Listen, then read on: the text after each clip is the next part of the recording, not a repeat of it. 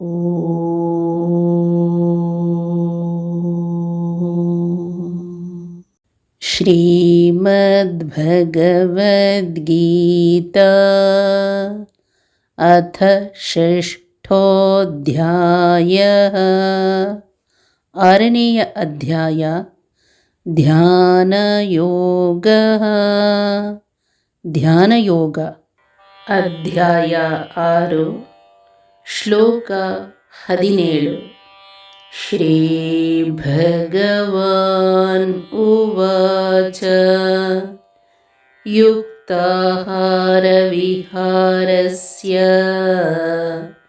ಯುಕ್ತಚೇಷ್ಟಸ್ಯ ಕರ್ಮಸು ಯುಕ್ತಸ್ವಪ್ನಾವಬೋಧಸ್ಯ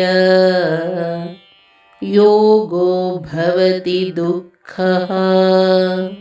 ಶ್ರೀಕೃಷ್ಣ ಹೇಳಿದರು, ಆಹಾರ ವಿಹಾರಗಳಲ್ಲಿ, ಕರ್ಮಗಳಲ್ಲಿ ಮತ್ತು ನಿದ್ರೆ ಎಚ್ಚರಗಳಲ್ಲಿ ಮಿತವಾಗಿರುವವನಿಗೆ ಯೋಗವು ದುಃಖವನ್ನು ನಾಶ ಮಾಡುತ್ತದೆ.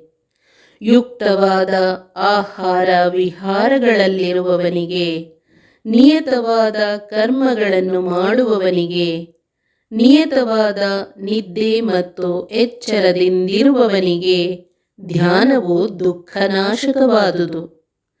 ತಕ್ಕ ತಿನಿಸು ತಿರುಗಾಟ, ತಕ್ಕಷ್ಟೇ ಕಾಯಕ, ತಕ್ಕಂತೆ ನಿದ್ದೆ ಎಚ್ಚರ ಸಾಧಿಸಿದವನಿಗೆ ಧ್ಯಾನಯೋಗದಿಂದ ದೂರ. ಯೋಗಾಭ್ಯಾಸ ಮಾಡುವಾಗ ನಮ್ಮ ಜೀವನ ಕ್ರಮ ಶಿಸ್ತುಬದ್ಧವಾಗಿರಬೇಕು. ನಿಯಮಿತವಾದ ಹಾಗೂ ಯೋಗ್ಯವಾದ ಆಹಾರ ಸೇವನೆ ಬಹಳ ಮುಖ್ಯ. ಧ್ಯಾನಕ್ಕೆ ಮನಸ್ಸನ್ನು ಅಣಿಗೊಳಿಸುವ ಸಾತ್ವಿಕ ಆಹಾರ ಸೇವನೆ ಧ್ಯಾನಕ್ಕೆ ಪೂರಕ. ಕೆಲವು ಆಹಾರ ನಮ್ಮ ಮನಸ್ಸಿನ ಮೇಲೆ ಕೆಟ್ಟ ಪರಿಣಾಮ ಬೀರುತ್ತದೆ. ಉದಾಹರಣೆಗೆ ಈರುಳ್ಳಿ ಮತ್ತು ಬೆಳ್ಳುಳ್ಳಿ. ಇವುಗಳಲ್ಲಿ ಔಷಧೀಯ ಗುಣವಿದ್ದರೂ ಕೂಡ ಇದು ನಮ್ಮ ಮನಸ್ಸಿನ ಮೇಲೆ ಪರಿಣಾಮ ಬೀರುವ ಆಹಾರ.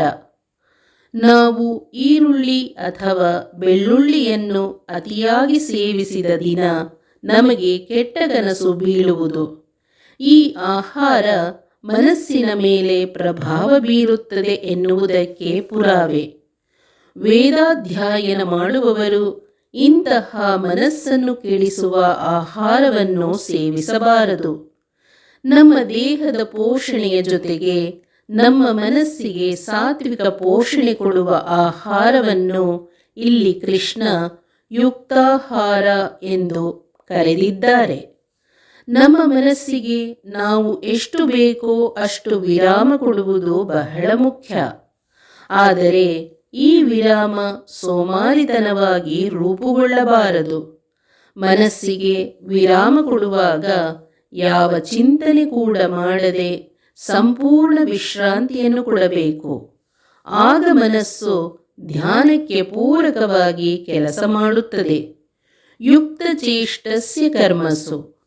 ನಾವು ಮಾಡಬೇಕಾದ ಕೆಲಸ ಕಾರ್ಯವನ್ನು ಕ್ರಮಬದ್ಧವಾಗಿ, ಪ್ರಮಾಣಬದ್ಧವಾಗಿ ನಾವೇ ಮಾಡಬೇಕು. ಮಾಡಬೇಕಾದ ಕೆಲಸದಲ್ಲಿ ಸೋಮಾರಿತನವಿರಬಾರದು. ಹೀಗೆ ಶಾಸ್ತ್ರೀಯವಾದ, ಶುದ್ಧವಾದ, ಕ್ರಮಬದ್ಧವಾದ ಆಹಾರ ಸೇವನೆ, ತಕ್ಕ ಕಾಲದಲ್ಲಿ ತಕ್ಕಷ್ಟು ನಿದ್ದೆ ಹಾಗೂ ಎಚ್ಚರ, ಕ್ರಮಬದ್ಧವಾದ ಪರಿಶ್ರಮ ಮತ್ತು ವಿರಾಮ ಹೀಗೆ ಇದ್ದಾಗ ಯೋಗೋ ಭವತಿ ದುಃಖಃ. ದುಃಖರಹಿತ ಆನಂದಮಯ ಜೀವನ ಸಾಧ್ಯ. ಧ್ಯಾನಯೋಗದಿಂದ ಮನಸ್ಸು ಒಂದು ಹದಕ್ಕೆ ಬರುತ್ತದೆ. ಮನಸ್ಸು ಹದವಾದಾಗ ಹೊರ ಪ್ರಪಂಚದಲ್ಲಿ ನಾವು ಅನುಭವಿಸುವ ಸುಖ ದುಃಖಗಳು ನಿರ್ಲಿಪ್ತವಾಗಿ ನೋಡಲು ಅಭ್ಯಾಸವಾಗುತ್ತದೆ. ಇದರಿಂದ ಸುಖ ಬಂದಾಗ ಹಾರಾಟವಿಲ್ಲ, ದುಃಖ ಬಂದಾಗ ಪಾತಾಳಕ್ಕೆ ಕುಸಿಯುವುದೂ ಇಲ್ಲ.